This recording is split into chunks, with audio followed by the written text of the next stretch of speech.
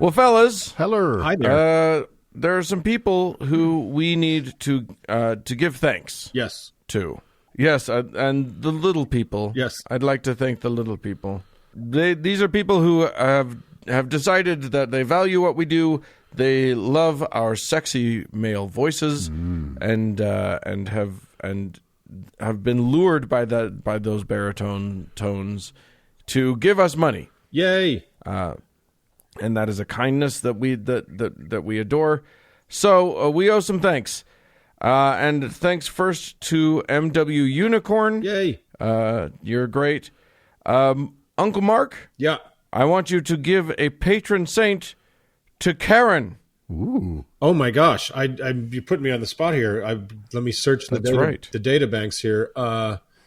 I'm going to give Karen Saint Tony Pants of the Scarborough Bluffs. And I love it. Yeah, and Saint Tony Pants, of course, is the patron saint of convection cookery and the Battle of Hastings and the patron saint of the late Tony the Tiger. Ooh. Oh, yeah. Late. Hey, you know what? Breaking news here. Let me tell you something. That saint is great. Was it the cocaine? Was it the cocaine that got him? It was the cocaine. You know, he just kept riding the dragon, chasing the dragon. He couldn't give it up. Well, I think that is a very, very delightful saint. Karen should be so proud. Thank you, Karen. And I have a very special thing. Pixelated Skeptic is giving at the level that deserves their own heaven. So that's right. We need a theremin. We need a theremin for the show. You've got one. Okay, I've decided we don't need a theremin. But we do need a heaven for Pixelated Skeptic. So I am going to provide that. It is my turn. Oh my gosh. I was talking the other day to a friend about what kind of a person the God of the Old Testament would have to have been. A God who created humans to be so flawed and then was outraged when they weren't perfect. A God who would make entire societies of complex beings and then, when they wouldn't obey the rules that he sporadically assigned them, wiped them all out. I used to assume that the only explanation was that God was a tyrant, an infantile bully who loved fealty and worship more than the people he demanded it from. But in this conversation with my friend, I realized that there's another possibility. Maybe the God of the Bible is just horribly incompetent. Maybe he's an okay guy who just really wasn't up to the task of creation. And lucky you, Pixelated Skeptic, because that God, well-meaning and dopey as he is not only the creator of you, me, and everything that surrounds us, but also the heaven to which you'll go as your earthly journey ends. Welcome to Dopey Heaven. Imagine the Ed Wynn-like moron who inspired the Old Testament. Oh, let's see. First, I'll separate light from darkness. Yes, I always hated when they were all mixed up together. And I'll put some land, and I'll put some water, and I'll sprinkle some plants and some animals. And people, yes, people, what a splendid idea. People, I'll give them dangly bits and jiggly bits and hearts and brains and logic and reason. Logic and reason? Don't let's be silly.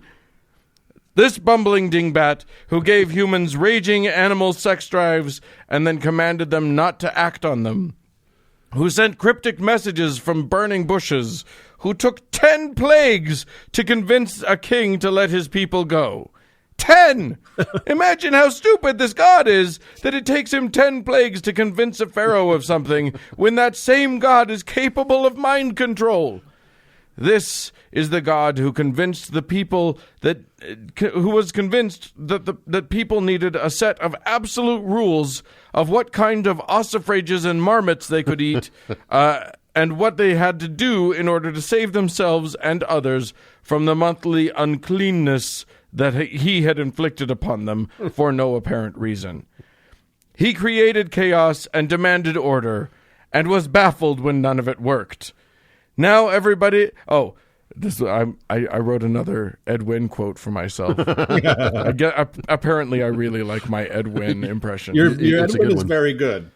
Thank you. Yeah. We'll just continue on. Now everybody just obey a simple set of 300 rules and a subset of 240 guidelines. And if you'll all turn your attention to addendum number 1153, you'll see that, wait, why aren't you all paying attention? It's all so easy.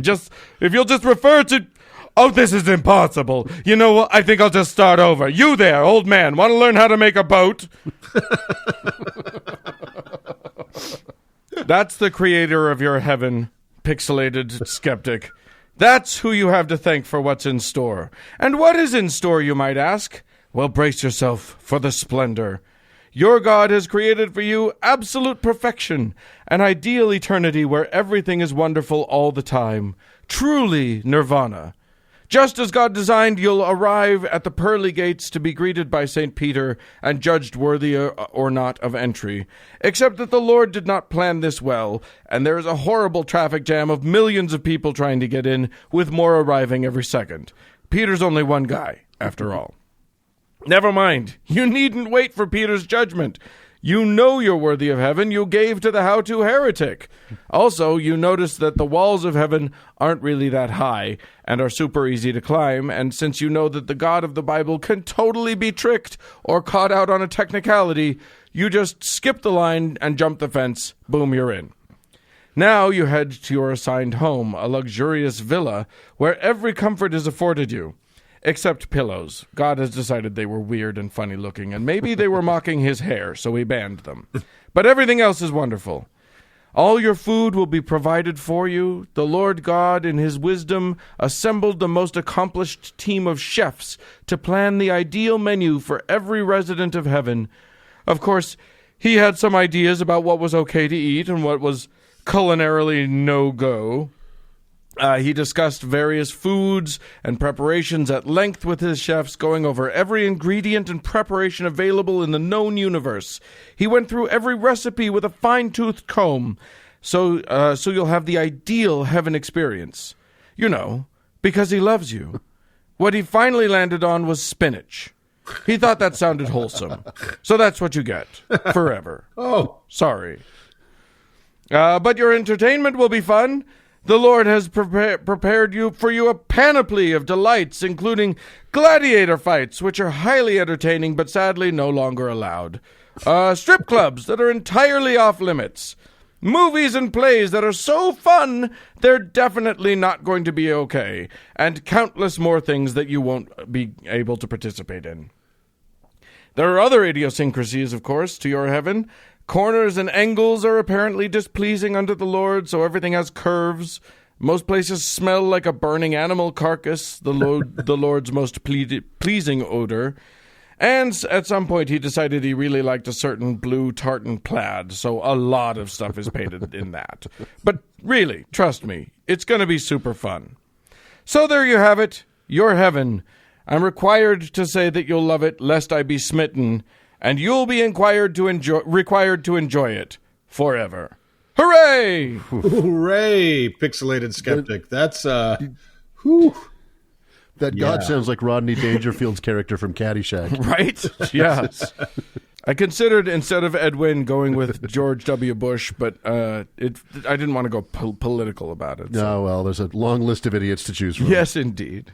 And if you want to join the ranks of the heaven-bound or the besainted, you can certainly do that if you go to howtoheretic.com, push the Patreon button, put in a number, keep putting in a number, don't stop putting in a number.